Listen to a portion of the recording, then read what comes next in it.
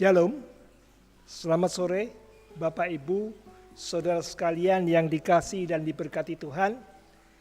Salam sejahtera untuk kita semua. Dan kita saat ini tiba di dalam pendalaman pelajaran sekolah sahabat kita minggu ini yang berjudul Sumber Kehidupan. Mari kita mengikuti dan terlebih dahulu kita tunduk kepala sejenak.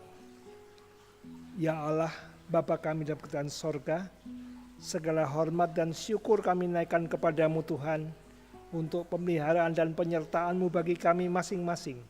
Dan saat ini Tuhan kami mengundang Roh Kudus-Mu boleh hadir di dalam hati kami. Bila mana kami mendengar pendalaman ini, ada manfaat rohani yang boleh kami terima dalam kehidupan kami. Berkati kami semua Tuhan. Mohon ampun dosa kami, dalam nama Tuhan Yesus kami berdoa dan mengucap syukur. Amin.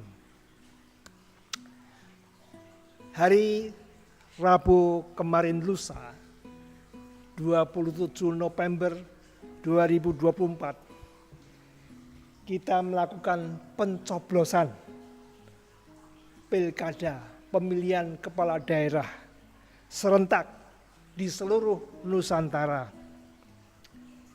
Sebelum pilkada ini, kita mengetahui suhu politik mulai meningkat, mulai memanas. Karena setiap pasangan calon, bahkan pengusungnya, berusaha untuk menang dalam kontestasi nanti. Dan nanti, kalau sudah diumumkan siapa menang siapa kalah, suhu politik ini akan normal kembali. Hal yang sama terjadi di gereja Advent. Setiap akhir tahun, suhu hubungan antar anggota mengalami ketegangan. Kenapa? Karena gereja Advent mempunyai kebiasaan setiap akhir tahun mengadakan pemilihan pengurus jemaat. Dan posisi ketua jemaat menjadi penyebab utama dari ketegangan antar jemaat. Mengapa? Karena persepsi atau pemikiran yang salah.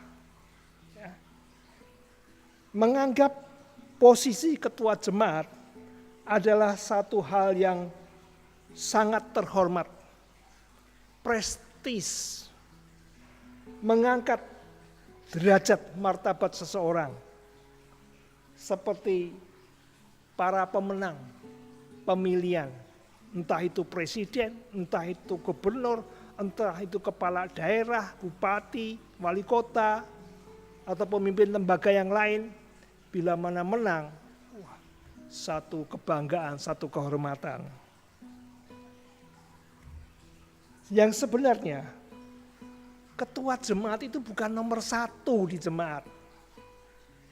Ya. Jemaat mempunyai kepala. Ya. Mari kita buka di dalam Efesus 5 ayat 23. Efesus 5 ayat 23. Karena suami adalah kepala istri, sama seperti Kristus adalah kepala jemaat. Dialah yang menyelamatkan tubuh. Yang menjadi kepala jemaat itu adalah Yesus Kristus sendiri. Lah kok ketua sebagai apa? Sebagai PLT. Sebagai pelaksana tugas dari kepala jemaat. Dan ketua jemaat melaksanakan amanah dari kepala jemaat. Apa amanahnya? Mari kita buka di dalam Matius 20 ayat 28. Dikatakan di sana, Matius 20 ayat 28. sama seperti Anak Manusia datang bukan untuk dilayani, melainkan untuk melayani dan untuk memberikan nyawanya menjadi tebusan bagi banyak orang. Melayani. Apa enak melayani itu? Ingat perjamuan suci yang terakhir yang dilakukan murid-murid Yesus bersama Yesus di ruang atas. Pada waktu itu tidak ada hamba, tidak ada budak yang akan membasuh kaki murid-murid. Mereka saling berpandangan.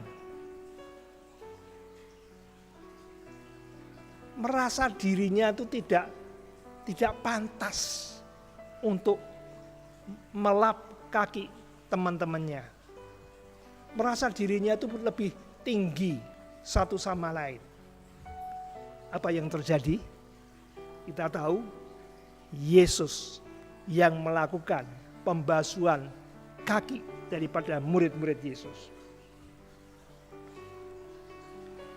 Bagaimana Yesus itu melayani? Seberapa besar, seberapa hebat pelayanan Yesus? Di dalam Filipi 2 ayat 6-8. Filipi 2, 6 ayat 8 mengatakan, yang walaupun dalam rupa Allah tidak menganggap kesetaraan dengan Allah itu sebagai milik yang harus dipertahankan, melainkan telah mengosongkan dirinya sendiri dan mengambil rupa seorang hamba dan menjadi sama dengan manusia. Dan dalam keadaan sebagai manusia, ia telah merendahkan dirinya dan taat sampai mati, bahkan sampai mati di kayu salib. Luar biasa bukan? Yesus melepaskan kehormatan, kemuliaannya yang di sorga,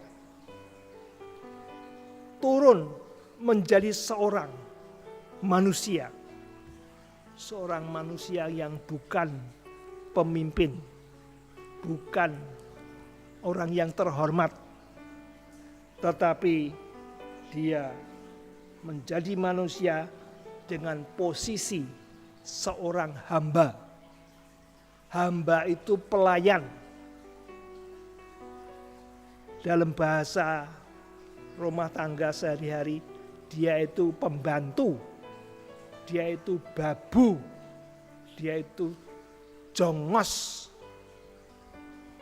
posisi yang rendah. Tapi dia rendah hati. Bahkan saat dia dimusuhi oleh guru-guru agama Yahudi, saat dia ditangkap, saat dia dianiaya, dipukul, diludahi, bahkan sampai mati di kayu salib, dia tetap rendah hati.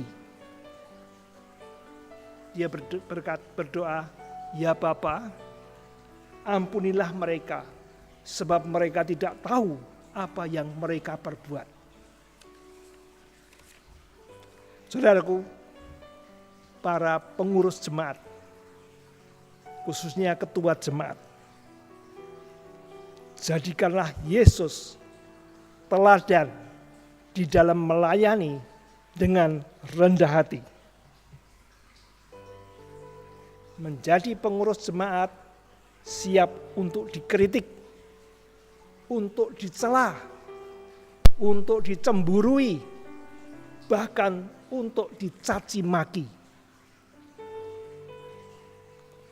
Padahal pengurus jemaat tidak dibayar, tidak digaji. Ingat apa yang dialami Yesus.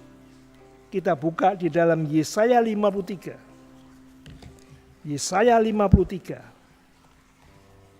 ayat yang ketiga. Ia dihina dan dihindari orang, seorang yang penuh kesengsaraan dan yang biasa menderita kesakitan.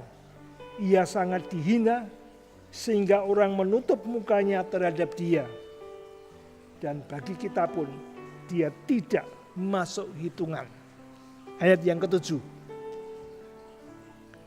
Dia dianiaya, tetapi dia membiarkan diri ditindas dan tidak membuka mulutnya, seperti anak domba yang dibawa ke pembantaian, seperti induk domba yang keluh di depan orang-orang yang menggunting bulunya.